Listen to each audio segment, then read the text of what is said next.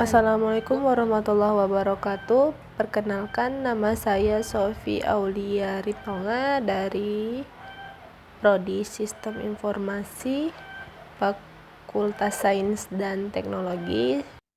Saya dari kelas 2A.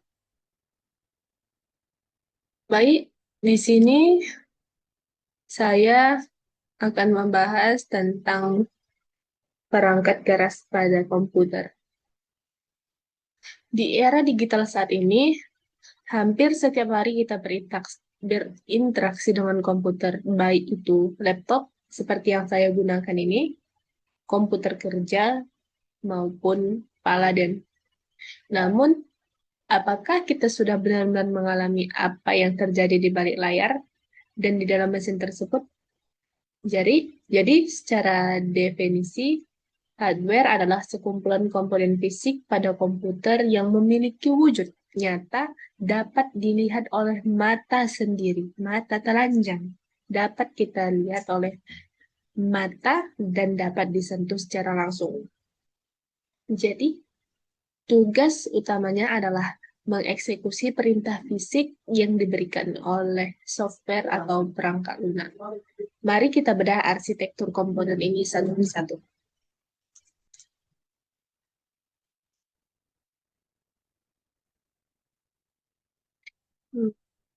Yang pertama ada perangkat keras pada casing. Baik, kita mulai dari bagian yang paling inti, yaitu perangkat keras yang tertanam di dalam casing komputer. Jadi casing ini bukan sekedar kotak pembungkus, melainkan pelindung bagi komponen-komponen vital yang bekerja sangat keras di dalamnya.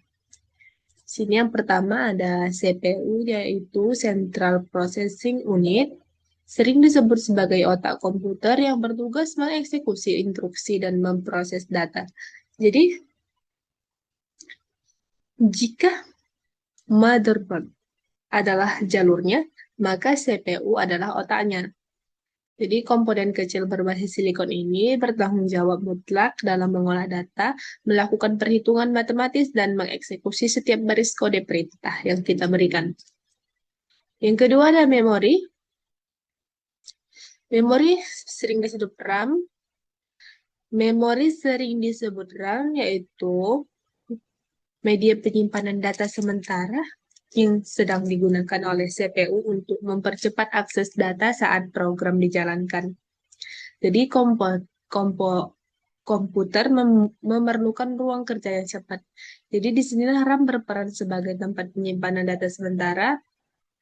Artinya semakin besar kapasitas RAM, semakin banyak tugas yang bisa diproses oleh CPU secara bersamaan, sehingga komponen menjadi jauh lebih responsif dan minim hambatan.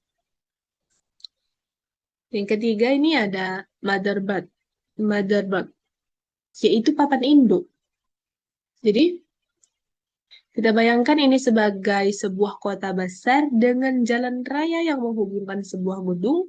Jadi motherboard adalah papan sirkuit utama yang menyediakan jalur komunikasi elektronik.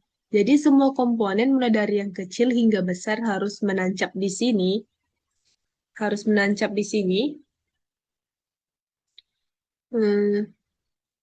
agar sistem bisa saling bertukar data tanpa hambatan.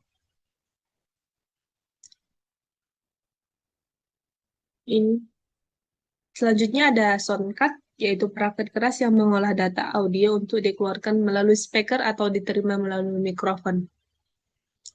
Jadi bagi Anda yang sering melakukan penyuntingan video atau bermain game, komponen ini, salah. Jadi, soundcard ini tidak kalah penting. Soundcard berfungsi sebagai penerjemah data digital menjadi sinyal audio analog. Jadi berkat komponen ini kita bisa menikmati musik, contohnya musik, mendengarkan presentasi, atau melakukan pemanggilan suara dengan kualitas audio yang jernih melalui pengeras suara. Yang terakhir ada FGA card. Ya, bagi Anda yang sering melakukan penyuntikan video atau bermain game, komponen ini adalah kuncinya. Jadi, komponen ini bertugas khusus untuk mengolah data visual dan menerjemahkannya menjadi sinyal grafis yang halus dan tajam untuk ditampilkan ke layar monitor.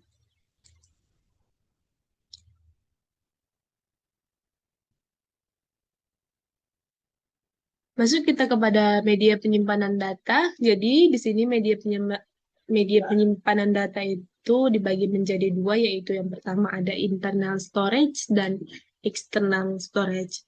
Yang pertama kita bahas internal storage. Di kategori ini kita melihat ada dua sisi mata uang. Pertama adalah RAM yang kita bahas tadi, sifatnya volatil, artinya data yang di dalamnya akan langsung terhapus begitu komputer dimatikan. Yang kedua adalah ROM yang berbeda dengan RAM. ROM bersifat non-volatil atau permanen. Di dalam ROM inilah pabrikan menyimpan instruksi dasar sistem yang sangat krusial seperti firmware atau BIOS. Jadi instruksi ini tidak akan pernah hilang, bertugas membangunkan komputer pertama kali saat tombol daya ditekan. Yang kedua ini ada external storage, yaitu penyimpanan eksternal. Manusia adalah makhluk dengan mobilitas tinggi, begitu pula dengan datanya.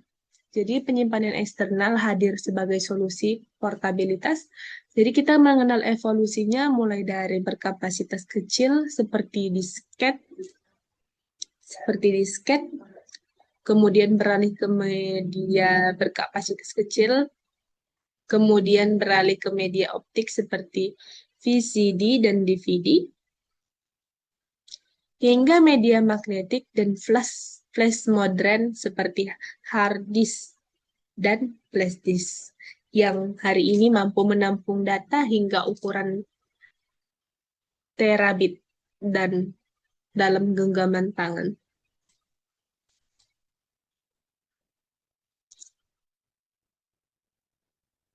Masuk kepada alat input dan alat output.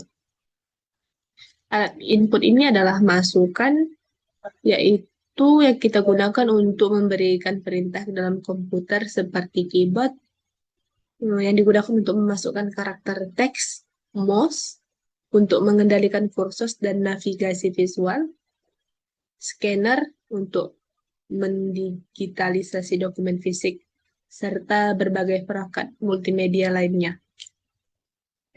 Di sini ada alat output, yaitu setelah input diproses oleh CPU dan memorinya, hasilnya akan ditunjukkan kepada kita langsung melalui alat output seperti monitor, menampilkan visual secara langsung, printer, mengubah dokumen digital menjadi cetakan fisik di atas kertas, speaker, mengeluarkan aspek auditif atau suara, dan proyektor, memproyeksikan visual dalam skala besar untuk keperluan presentasi massal seperti saat ini.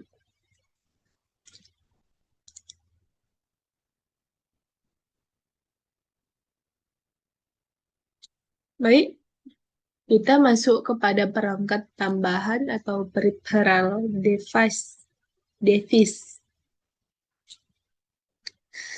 Di sini ada modem, yaitu perangkat ini lahir untuk mendukung produktivitas dan industri kreatif masa kini. Kita melihat adanya drawing tablet atau pen display yang sangat krusial untuk ilustrator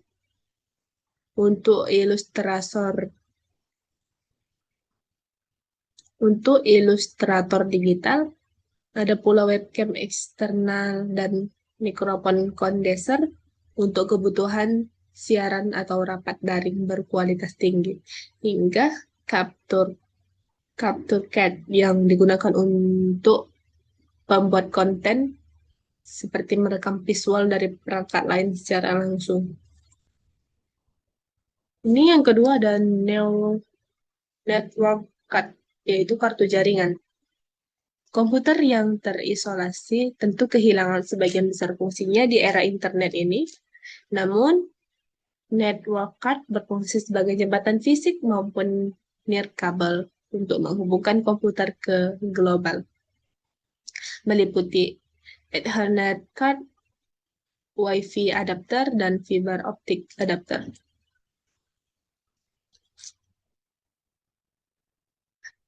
Baik, apa yang saya jelaskan tadi dapat saya simpulkan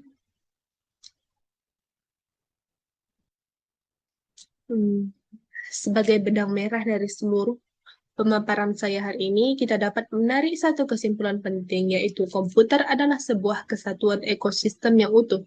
Perangkat keras atau hardware bertindak sebagai raga atau eksekutor fisik yang menjalankan instruksi dari software atau perangkat lunak sebagai jiwanya. Jadi, hubungan ini bersifat mutlak dan tidak dapat dipisahkan. Tanpa adanya hardware, komputer tidak akan memiliki wujud fisik yang bisa dioperasikan. Sebaliknya, tanpa adanya software, hardware tercanggih sekalipun hanyalah tumpukan logam mati yang tidak memiliki fungsi. Sinkronisasi yang baik antara keduanya adalah kunci utama dan perkembangan teknologi komputer yang kita nikmati saat ini. Demikian presentasi dari saya mengenai perangkat keras komputer. Semoga penjelasan ini dapat memperluas wawasan kita semua. Terima kasih atas perhatiannya yang telah diberikan. Hmm, Jika ada kesalahan kata, saya mohon maaf. Saya akhiri. Wabillahi taufiq wal hidayah. Wassalamualaikum warahmatullahi wabarakatuh. Terima kasih.